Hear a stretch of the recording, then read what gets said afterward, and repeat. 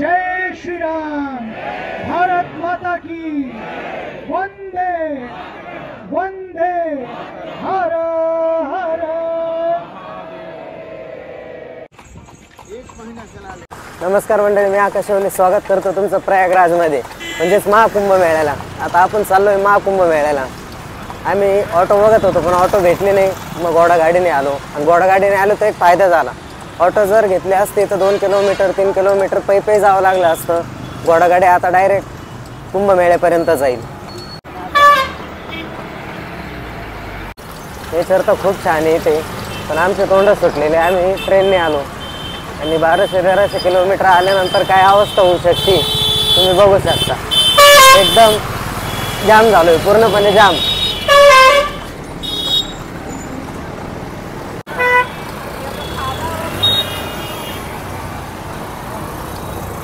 तर माझ्या आयुष्यामध्ये पहिल्यांदा कुंभमेळ्याला आलो आणि इकडे गाड्या तर एकदम जबरदस्त आहे। ते ऑटो पाहिजे इकडं आपल्यासारखं ऑटो बघायला नाही भेटला मित्रांनो। इकडं ही ऑटोची रिक्षा आपल्याकडं जशी ऑटो आहे त्या पद्धतीची नाही, ही मोटरसायकल सारखी रिक्षा, हिला मोटरसायकल ऑटो म्हणू, पटपटी ऑटो।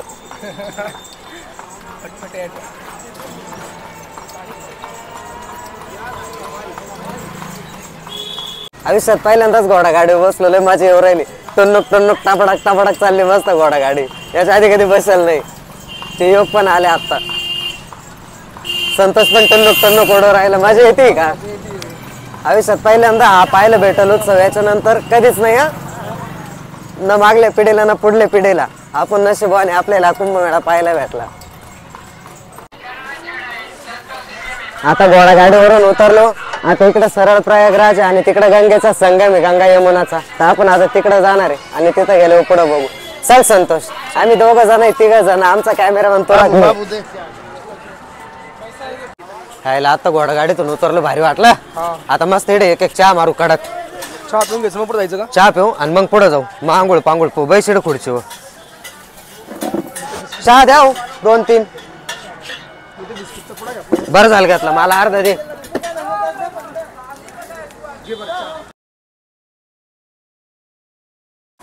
चहा पिता पिता आम्हाला 6 वाजले।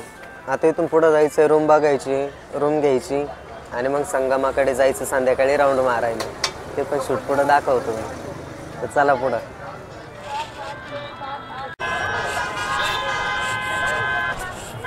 सांगते आलो भाऊ एकदाच। अरे काय नजारा आहे मंडळी, तुम्हाला सांगतो, इतका छान निसर्ग, इतका छान नजारा इथं आल्यानंतर कळतं का महाकुंभ काय। जेव्हा आपल्या डोळ्याने आपण बघतो ना तेव्हा लक्षात येईल महाकुंभ काय।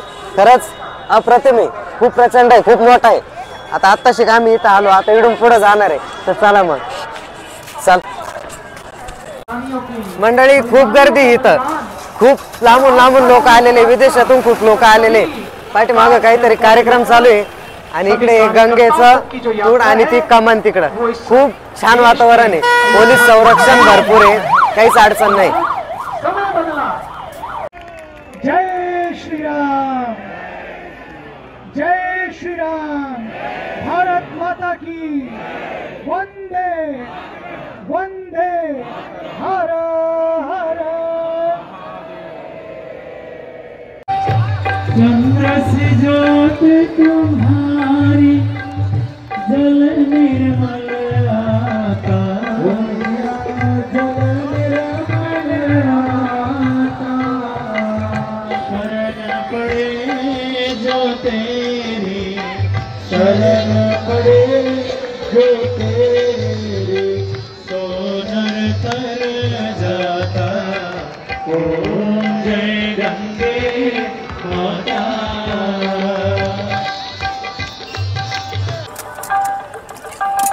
पाणीपुरी कस काय मंडळी? आता इकडं माता राणीची आरती झाली, म्हणजेच गंगा मैयाची आरती झाली। त्याच्यानंतर आम्ही आलो गंगेच्या परिसरात। इथं आलो, पाणीपुरीचा गाडा लागला होता। मग संतोष म्हणे एक पाणीपुरी खाऊ, मग आम्ही दोघं आलो पाणीपुरी खायला। आता इकडे पाणीपुरी खातोय मस्त, पण पाणीपुरी एक करून येऊ राहिली, मजा आली ना। टाइम लागू राहिला, टाइम नाही लागू राहील पाणीपुरी खायला। आपल्या का कशा वाटत इकडे 4-5 आले खाय नाही ते फेकून दे, इकडं तसं नाही, खाऊन घे मग देतो, अशी गंमत आहे। बरं आता खातो आणि पुढे जातो। पाणीपुरी खाल्ली, मस्त चटकदार होती। आता मस्त गंगेकडे जाऊ, तिकडं बघू काय परिस्थिती? वातावरण तर खूप छान आहे, गंगा पण छान असेल. आता आलो आपण. गंगा पाहून किती मोठी आहे, एकदम पूर्ण पाहिजे ना आपली स्नान बिन. लय मोठी गंगा आहे, लय भारी वाटलं. मंडळी आता तिकून इकडं ह्यो काय वरतीवर आहे ना. मंडळी आता तिकून इकडं आलो, माझ्या पाठीमागं दिसतंय ती गंगा माता. आता आपण इथं स्नान करायला उद्या येणार आहे, आज नाही करणार आहे. आजचा ब्लॉग आपण इथंच थांबवू. उद्याचा ब्लॉग बघण्यासाठी चॅनलला सबस्क्राईब करून ठेवा. उद्या मी तुम्हाला साधू संत महात्मे सगळे दाखवणार आहे, त्याच्यामुळं चॅनल सोडून कुठेही जाऊ नका. चॅनलला आत्ताच सबस्क्राईब करून ठेवा. तर धन्यवाद. बघा पुढचा व्हिडिओ आणि आठवणीने